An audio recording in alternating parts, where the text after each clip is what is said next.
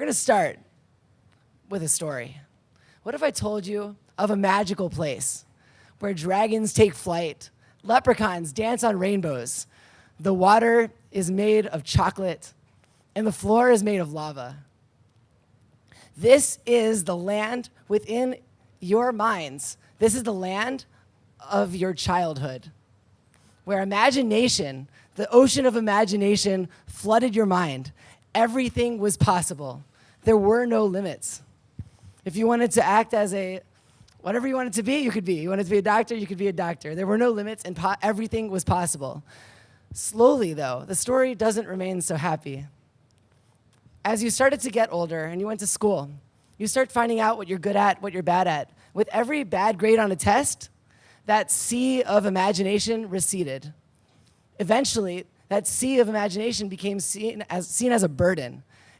It flooded your mind, flooded the cities of your mind where there shouldn't be. So levees were constructed, forcing and retreating that water all the way down to a small spring in a remote section of our brain. The sea of imagination now is an oasis barely visited.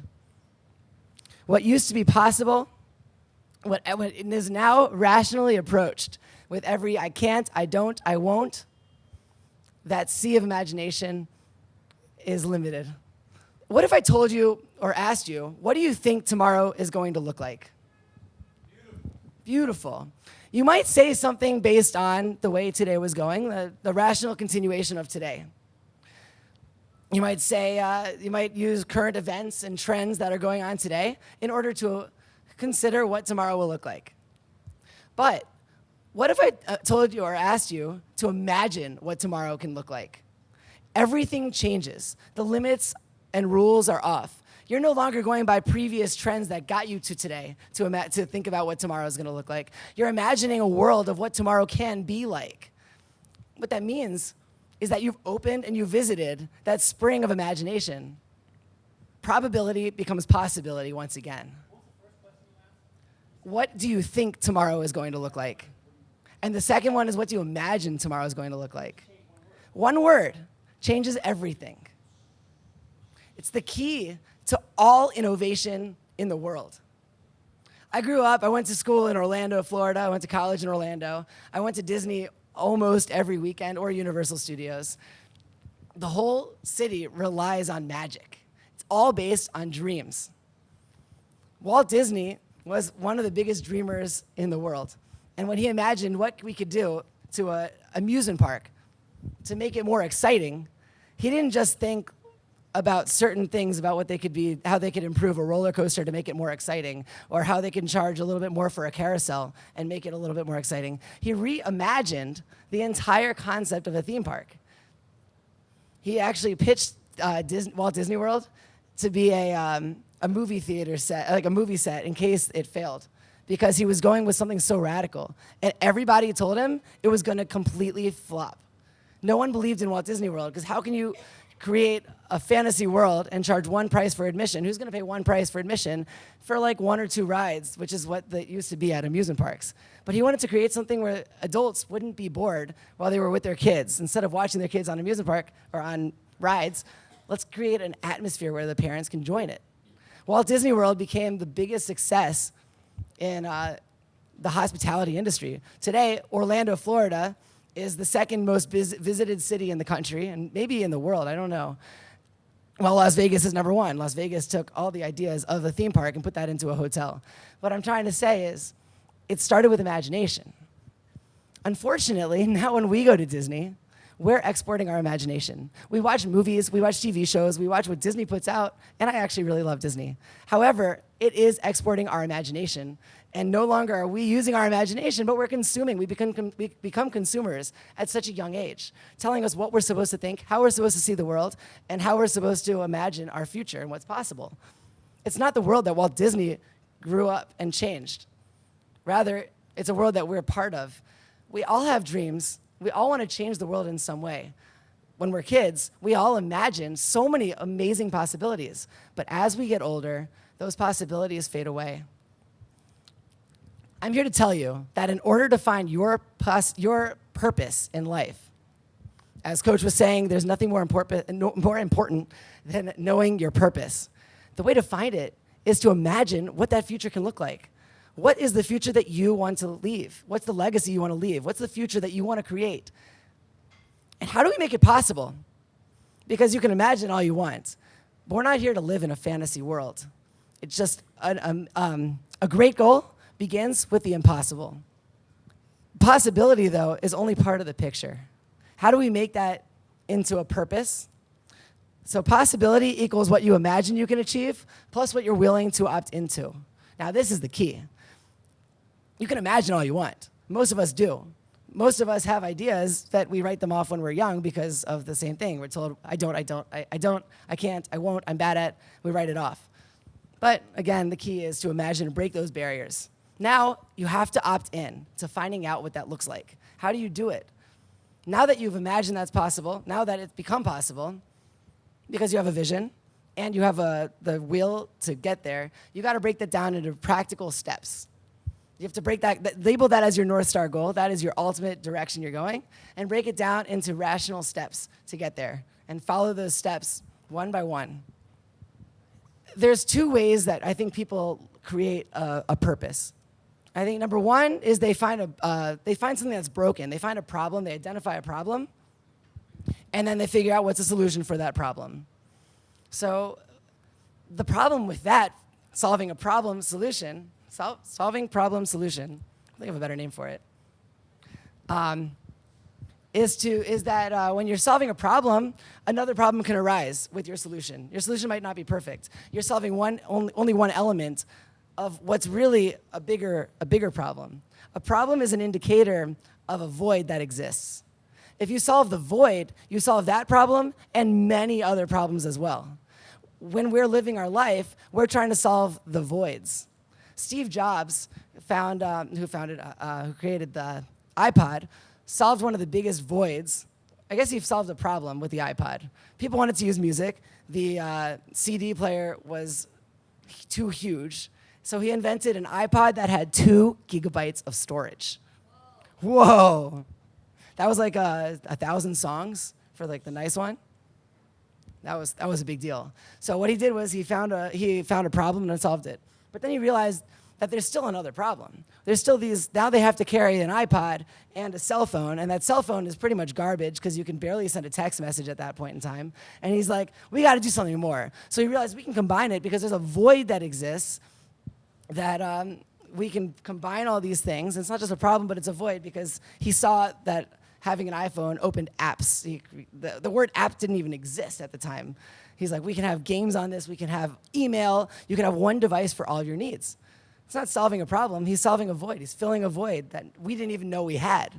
Now, the iPhone is the most popular item or the popular product, probably that's purchased almost every single year. I don't know if that's true, you can verify that fact. It's definitely a highest selling product, yeah? You have the facts? Oh. All right, so I'll just wrap it up. Find the void. Find a void that you care about. And this is only part of the story. It should be driven by your passion. What do you love doing? Then see what a void exists along the lines of what you love doing, and then your process is connecting the dots. It's the prism of an adventure. Passion connected to the purpose, and the process to get there is the way we constantly should be spending our lives. And one more thing, attach yourself to the void. Attach yourself to the void and the solution, or the void, not the solution. Attach yourself to the void, not the solution. Because the solution could be wrong. You might be wrong. It doesn't mean that your ultimate purpose is wrong. Don't give up on that North Star. That's right. The North Star is where you should be going. That's your direction. But your solution might be wrong, and therefore you have to constantly pivot. There's so much more to say about that, but that is not the topic I wanted to cover today. It's just very important to know. Be ready to pivot and attach to the solution. Love that North Star. Use it as your guide. When things get repetitive, it gets really hard to stay motivated. No matter how clear you are on that void, no matter how clear you are on your purpose, even if you're doing the right thing to get to that purpose, you're like, you found the dream job. You have a great family, you're living the best life, and still that becomes mundane, because everything becomes mundane eventually. So how do you stay motivated? How do you see that exciting as an exciting journey? So I want to ask everybody a question. What is an adventure? How do you define adventure? Something not at home. All right, that's fair. This is definitely an adventure, yeah. What makes this an adventure? Yeah. I like that. I like that creative side. I would say creative state of mind is part of it, where the outcome is uncertain.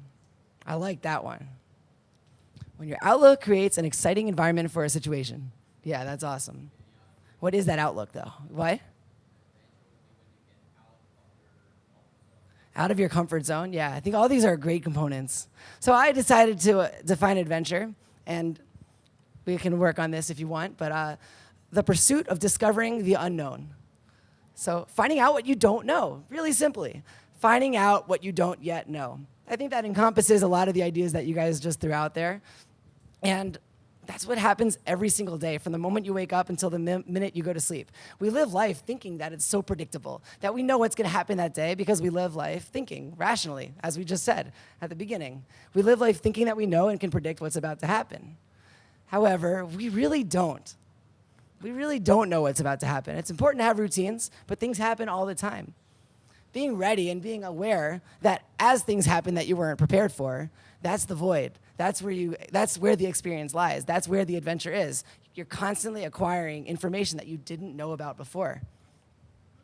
So life will get mundane, but always see it as an opportunity to learn and acquire new information. What's my purpose and how did I find it? Thank you for asking. I studied hospitality at University of Central Florida, and again, I went to Disney all the time. I thought the most perfect vacation in life was when you go on a cruise ship or you have a cruise ship on land, like an all-inclusive resort, and all of your needs are taken care of for you, you know? How lovely does that sound? You're under the palm tree, you're sipping a pina colada on the beach, perfect day. Let's say it's like 80 degrees, beautiful sun, there's no jellyfish in the water, and you're just chilling. That's like, I used to think that was the perfect vacation, and I wanted to create that experience in different ways to have that experience. I also thought Disney was great because, you know, you go there and there's amazing rides. Then I got older and I studied abroad in Austria, and I realized that there's a whole other reason that people are traveling. And I realized that that reason is to discover new things, to see new places, to see the history and see the sights. Also, just to see a different part of the world. And I was like, that's cool. Why would they want to be tired on a vacation? I couldn't even understand it. Then I moved to Vail, Colorado, which is a ski town, a big ski town in Colorado. And I saw that people are there like breaking their knees. So let me tell you a story. This is the story that changed everything for me in terms of my purpose. When I was at Disney, if you break a finger at Disney, what do? You go to the doctor. Yeah, that's true. You go to the doctor, but then what? When do you get the lawyers involved? What are you doing with? You sue them. You sue Disney for like $2 million. You ruined my vacation is like the worst thing you could tell to a front desk agent. I was a front desk agent in Vail. I know this. It's like, I'm sorry, it was an accident. Like, I'm sorry your bed wasn't made at 10 o'clock in the morning when you asked for it at 9:30. Anyway, when I got to Vail, we had a guest. And this guest actually lived in the World Trade Center. His address was One World Trade Center. His name was Hank. And he was there with his buddies. He walked into the hotel, and he's checking in. He said, "Hey, man, what's up? I just want to let you know, like, one of us gets hurt every year. Last year was Dave over here. It was a gnarly accident." And I'm like, okay, he's like a middle-aged guy, maybe I don't know, middle-aged. And he's like, he seemed a little old to be like that rough and wild. So every day he would walk by the front desk and he would hold up 5 fingers and be like, "Still doing well, man." All right, nice. I don't know if he said man. You know, he lived in the World Trade Center, so I might be combining different attitudes. That's a snowboard attitude. This guy's a skier for sure. So I'll stop with that accent. Anyway, on the last day, Jake walks up to the front desk and he's like, we lost Hank today." "What do you mean lost Hank?" I'm like, "This year was Hank. He tried doing a jump that we hadn't done in 20 years, but we're like, hey, go for it." So Hank went for it. Hank sent this jump. Let's say I don't even know what it was. I actually do know the jump. It was like a little 5-foot cliff. It's definitely too big for. It wasn't tiny. So he hit the jump, got hurt, tore his ACL. He rolls in on his wheelchair later that day, and he was like, "Looks like it was me this year. I'll be back for surgery in a month." And I'm like, you're smiling? Are you going to sue Vail? And he's like, no, I'm not going to sue Vail. It was my fault. I did this to myself. He came back, sure enough, a month later, and he's stayed with us for a whole month long at the hotel. And every day he'd come by the front desk with a big smile on his face and be like, my friends in New York, suckers, they have to work. I get to do my work here. I'm recovering from a surgery in Vail, Colorado, eating my favorite food, whatever I want, Mountain Standard. I don't know, there's some good restaurants there. And so there he is recovering. I'm like amazed by this guy. How is he not upset suing Vail? He can't sue Vail, though. It's his fault. A year later, they came back again, the same group, same hotel, same time of year. And Hank is walking around. He's like, hey, got new skis, got new boots. The first day, he hit that jump. The first day, he hit that same jump, and he landed it this year. And he didn't care if he hurt himself. He would have done the same thing again. What I realized, though, is that he was on an adventure. He had the adventure mindset. He was there to push himself to his physical limits and even mental limits, because it's hard to push a jump. So I realized we got to get that attitude. That's the dream vacation. Because on the other vacation, when you go home, your life is just as bad as when you left it. When you go home, if something goes wrong on your vacation, it's ruined. And you go home and you start working for the next 50 weeks, so you could have another 2-week vacation that's, hopefully mesmerizing. But him, he's living every day like that. He's going on his vacation and pushing himself to the limits. So I realized I got to create the adventure mindset.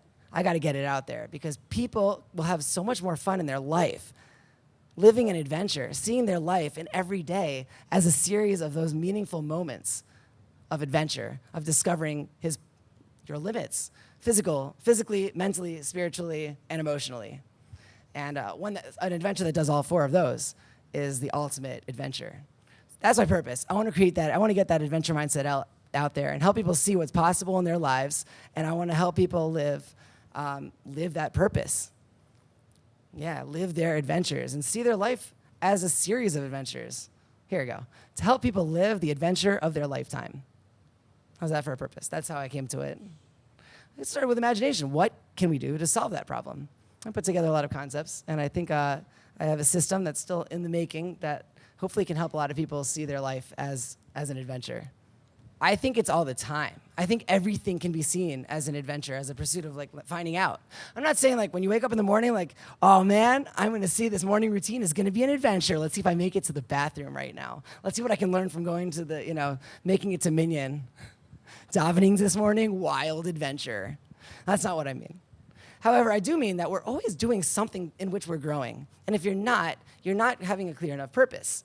And therefore, you have to have that purpose so that you're always working towards it. Then you're living life, not like a jellyfish who just follows the current, as I said earlier about jellyfish having no purpose. I really don't think that they might have a purpose. But if any animal doesn't have a purpose, it's a jellyfish, okay? I'm sorry. I just think they're the worst. And they're really beautiful. They are ornaments of the sea. The point is, we don't want to be jellyfish. We need to have a purpose. We need to know where we're going. We don't just follow the current. And a lot of people don't have that purpose. And that's why I'm here to tell you to use your imagination and get off your I was going to say tuchus. Say tuchus. And start going somewhere. Then every day has that purpose. It's not always exciting. Most of the time, life is mundane. And you're defined by the average moments of your life, not by the peaks. Every day, it's a grind. Yeah. What makes something hard? When you're challenged, yeah. So I would say, and it's something that I'm still looking into, yeah, sad. But the thing is, I think that time is a factor of hard. I think time is the main factor of hard. Time is the currency of an adventure. So if you have all the time in the world and all the resources in the world, you can hike Mount Everest. Let's say you have the resources. It would be pretty hard, actually, that one, because you have to be physically in shape. So there's a lot of factors that make something hard. Okay, fine. But time is, all right, so let's pivot. Then there's a lot of things that make it hard. I like that. I really don't. I do believe, though, a lot of the things we make harder for ourselves, though. Because if you're venturing off to hike Mount Everest, you've probably done the training. But if you say, I want to do it all in a week, or I don't know what's quick for Everest, but in the end of the day, though, the challenges are the opportunity. Those are what make your adventure so great. The opportunities are the moments, or the challenges are the moments on your adventure that push yourself to see beyond your familiar comfort zone. Therefore, like, of course they break your expectations. These are moments beyond your expectations. Therefore, you have to be able to pivot. That's hard, but that is where the growth is. So when something is hard, like standing on stage and talking to you guys, and I'm nervous, go for it. Send it. Let's find out. Let's find out what I don't know. Let's find out what I can learn from this. And let me just acquire as much information so I'll do better next time. And I'll do as well as I can throughout the process. That's what hard looks like when you put it into a concept. The challenges are the opportunities. Those are the voids in which you can discover. Again, the North Star never changes. The North Star is always there. When you've identified your purpose, like I want to help people experience the best vacation possible, or the best experience, or live their life, live their purpose. As I said, like live the adventure of their lifetime. That's my purpose. When what I'm doing isn't working, and I realize that there's probably a better way, I have to look for that better way. But we don't live our life looking for the better ways once we're committed. It's once... It's about the climb. Of course it's about the climb. It's definitely... Is that Hannah Montana? It is. It's about the climb. I think that's the key. It is about the climb. It's about the journey. And it's not easy. But eventually, sometimes what we're doing is doesn't work. Or you find out someone else was already at the top of the mountain doing the exact same thing you thought you were going to add to the world. At that point, what are you continuing for? You know, unless if they're doing it better. The goal is that void is filled, not that you're the one who fills that void. This is actually a huge concept because we want it to be us. I want to be the one who brings this adventure mindset to the world, for example, since I said that's my purpose. I do. But if someone else does it already better than I could do it, and they fill this void, and all of a sudden the whole world is adventuring through life and seeing their purpose and living their purposes, then I don't need to do that. I need to find something else. I can live my way. I can live that way. Then we pivot. Then even our purpose changes. Then I just join. Yeah, like that void has been filled. Therefore, that purpose is irrelevant. So I need to find a different purpose. A bigger purpose is like I also want to raise a family and all those other things. That's a different purpose than the professional purpose, which I was talking about. So multiple North Stars. Yeah, in different facets of life, right? The truth is your passion's still going to exist for something. You got to follow that passion. That's your fuel. The passion's the fuel to get you to that purpose. But if that purpose is an irrelevant destination, don't go there. Pivot. When people go to Disney World, there's so many reasons why someone goes to Disney World, and I don't hate Disney. I actually love Disney World. I like Islands of Adventure more. I'm a little biased, but okay, yeah. Epcot is great, though. Let's go with cruises, because I think that's the ultimate vacation for, like, the ultimate vacation package. Who's been on a cruise? Okay, good amount of us. Okay. So cruise is like all-inclusive, all you can eat. You get on the cruise and immediately you go to the bar. Then you go to gamble. Then you go to like all the activities that they have. And it's a lot of fun, but you don't grow anything. Just to clarify, an adventure is not only like skydiving or hiking the whole Pacific Crest Trail or doing something so extreme. It's not about doing something that's extreme. It's about getting up here and finding out, pushing your comfort zone, pushing what you don't know and finding out. For example, raising a family. It's probably the ultimate adventure. Raising kids, doing a project for work. These are all adventures also. Going to college, it's a full adventure. Each year is an adventure. Sometimes each semester is an adventure. All right, everybody, thank you so much. I really appreciate the support. I had so much fun up here. Thank you.